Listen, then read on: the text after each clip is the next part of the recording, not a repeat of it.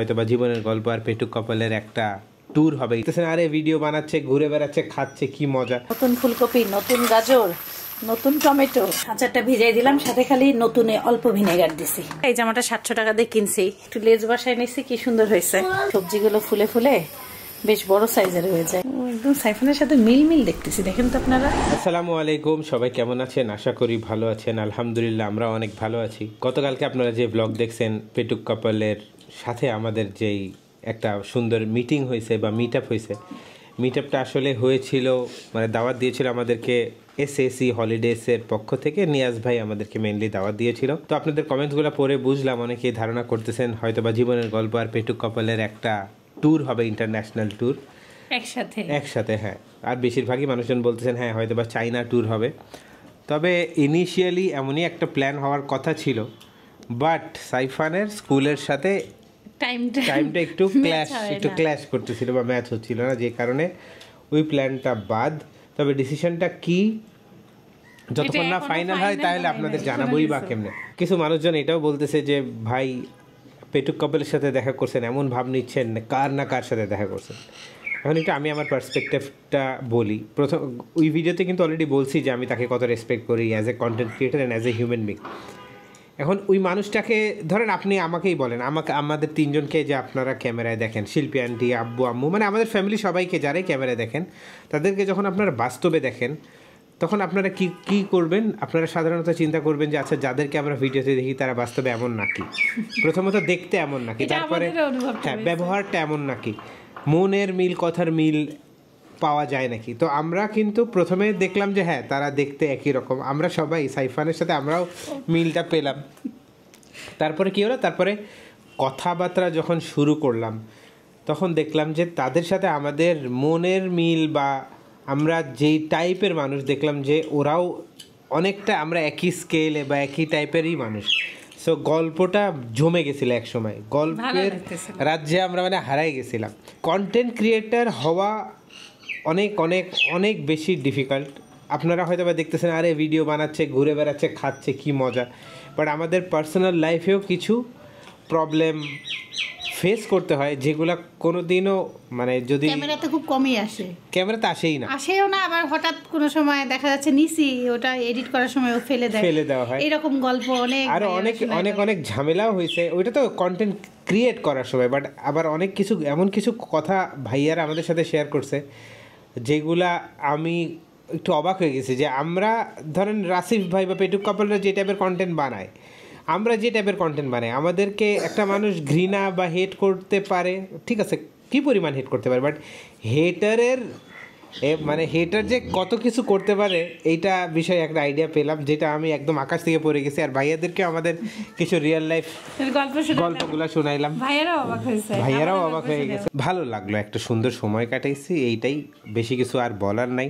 আপনারা যেটা ধারণা করতেছেন ঠিক তেমন না, বাট আবার পুরাটা ভুলো না।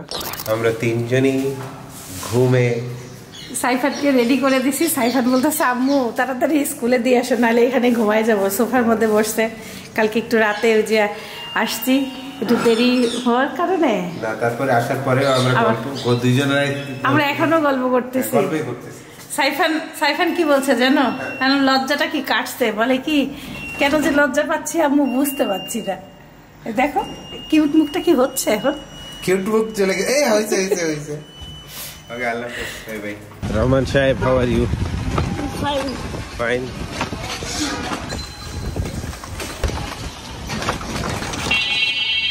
বাসায় আসার পর বারান্দায় বসে বসে এক কাপ চা বানায় খাচ্ছি। আপনার আপাকেও চা বানাই দিছি, সে ঘর মুছতেছে। আম্মু শিল্পী আন্টির সাথে কথা বললাম অনেকক্ষণ। আমি যে রিক্সা নিয়ে সাইফানকে নিয়ে স্কুলে যাই আর আসি, উনি আমাদের অনেক অনেক পরিচিত, অনেক আগেকার, উনি আগে থেকেই রিক্সা চালাইতো আর কি। অসুস্থতার কারণে ম্যানুয়াল রিক্সা থেকে অটো রিক্সা চালানো শুরু করছে। সো মেন রোডে অটো রিক্সা চলবে না, এই নিউজটা পাওয়ার পর থেকে তার মনটা আজকে অনেক বেশি খারাপ, যেটা দেখলাম। হ্যাঁ, ভাই নিয়ে গেছে কিন্তু যাওয়ার সময় আর নিয়ে যাবে না আর কি, মানে জাস্ট সকাল সকাল তো স্কুল পর্যন্ত আগাই দিল। সাইফানের পাপা সকালের চাটা নিজে বানায় আমাকে খাওয়াইছে। সাইফানকে টিফিনেও কেক দিলাম, 2 পিস কেক খাইলাম, আর বলতেছে রুটি টুটি দেওয়ার দরকার নেই, ডিম টোস্ট করে দিই। ডিম কালকে রাতের খাবার টাবার সবই আছে, ভাইরা রাতে খাওয়াই দিছিল, এখন আমার খাবার তো আছেই।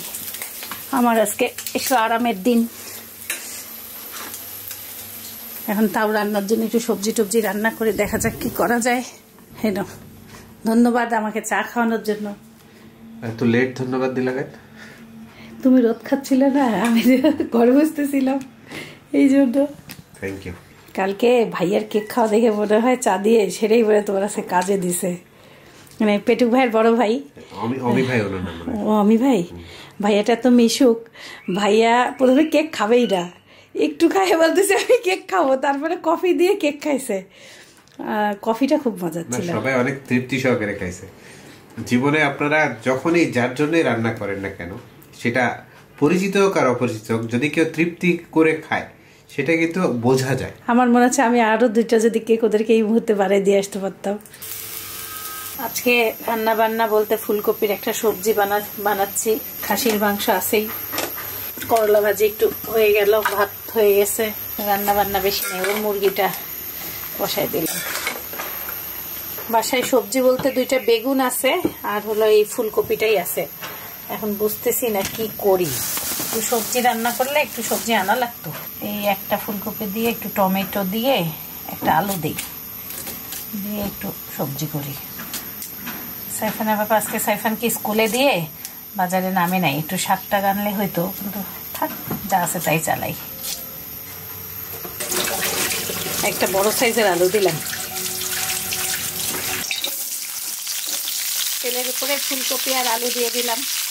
আলুগুলো প্রথমে দেওয়া লাগতো, একসাথে কেটে দিয়েছি না, দিয়ে দিলাম।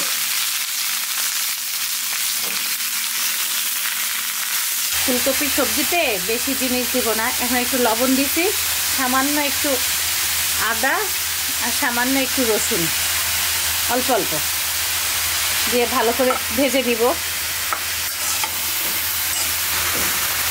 এখন পেঁয়াজ দিয়েও একইভাবে ভাজতে হবে।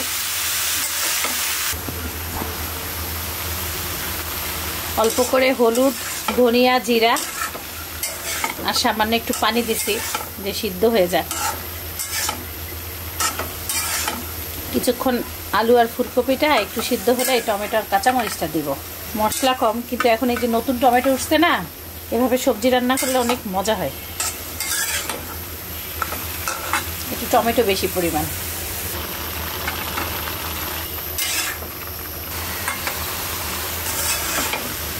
এভাবে করে সবজি এত মজা লাগে। আমার আম্মু রান্না করে, নতুন ফুলকপি, নতুন গাজর, নতুন টমেটো, নতুন আলু, কিন্তু আলুটা আমার পুরা তুল। চাইলে এই সবজিতে আপনারা ধনিয়া পাতা দিতে পারেন, আমি ধনিয়া পাতা দিলাম না।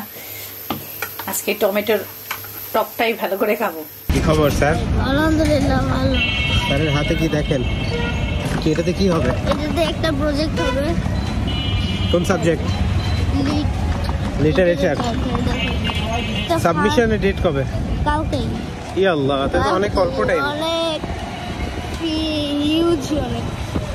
পারবে তো?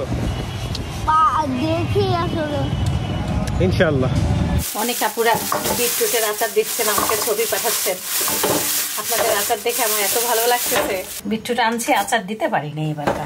এখন আজকে ধুয়ে কেটে একবারে আচার দিয়ে দিই। সব কাজকর্ম শেষ, হাতে সময়ও আছে।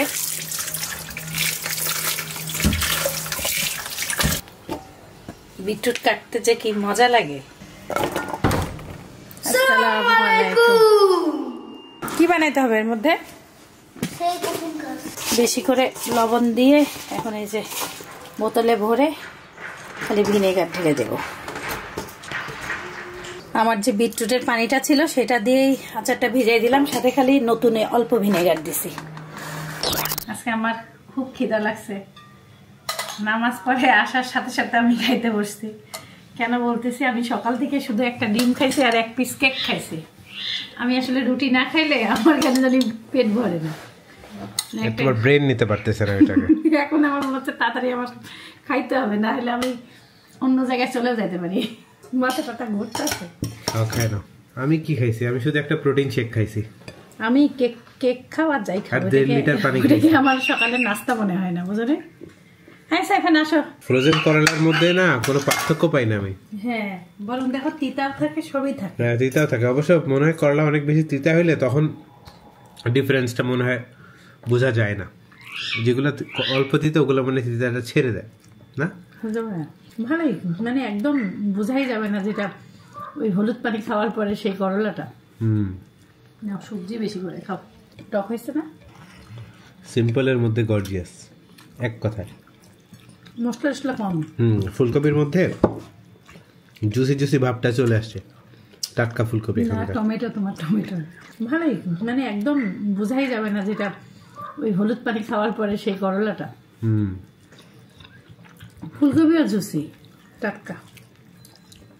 এখন শীতের সবজির স্বাদটা পাওয়া যাচ্ছে, একটু শীত। এই সবজির মধ্যে জাস্ট একটু যদি মসুর ডাল দিয়ে করা যায়, হালকা একটু ছিটা টাইপের, সেই লাগে।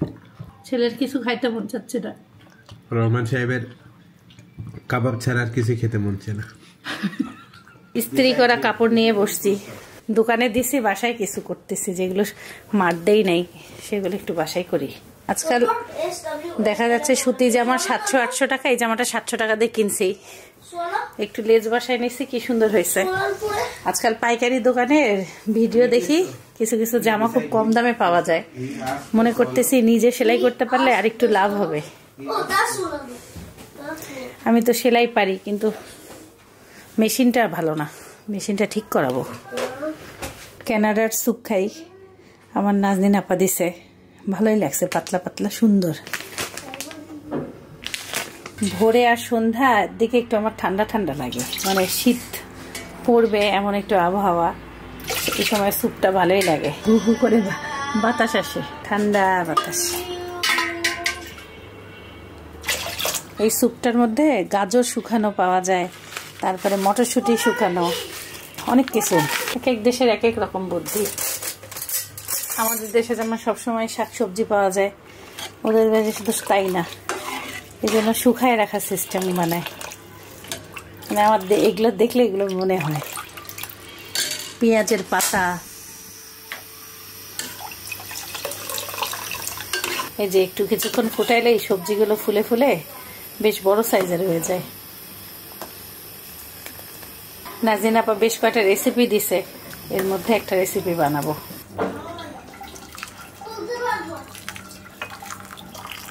আজকে সন্ধ্যা থেকে সে কি করতেছে দেখেন, আঁকা কি করতেছে, ফার্মার, মাশাআল্লাহ সেই লাগতেছে তো।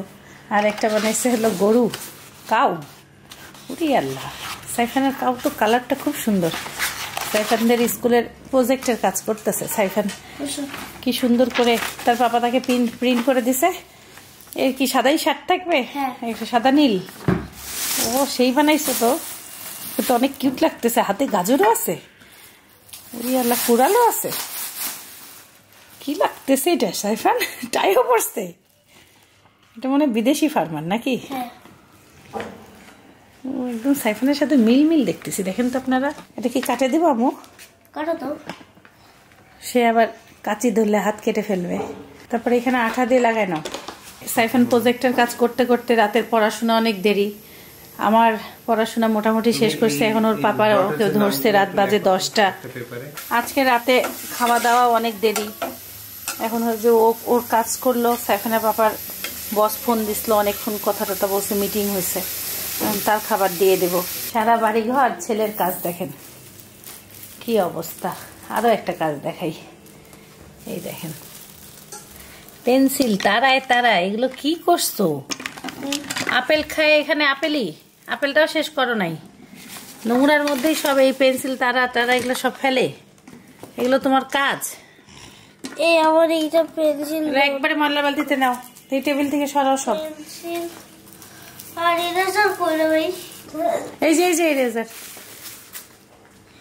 ইরেজারটা দিনের বেলা কটিবার হারায়, স্কুলে হারায় তো, রাতে হারায়, সকালে। বড় বড় কালো কালো ইরেজার গুলো কোথায়? ইরেজারের নাই অভাব, এই জন্য একটা ইরেজার থাকতো তাহলে বুঝতা, হারাইতো না। একটা ইরেজারই তো লাগে একটু ছোট হয়ে যায়। এগুলো সব সরাও। আলহামদুলিল্লাহ দিনটা ভালো গেল, একটু ব্যস্ত সময় কাটাইলাম। এখন আজকে আমরা সবাই অনেক টায়ার্ড, ঘুমটা পূরণ করতে হবে। তো সবাই ভালো থাকবেন, সুস্থ থাকবেন, জীবনে গল্পের সাথে থাকবেন। আমাদের জন্য দোয়া করবেন। স্পেশাল দোয়া করবেন আমাদের জন্য। আল্লাহ হাফেজ। My guiding light, you are my everything, you are Muhammad. Peace be upon him.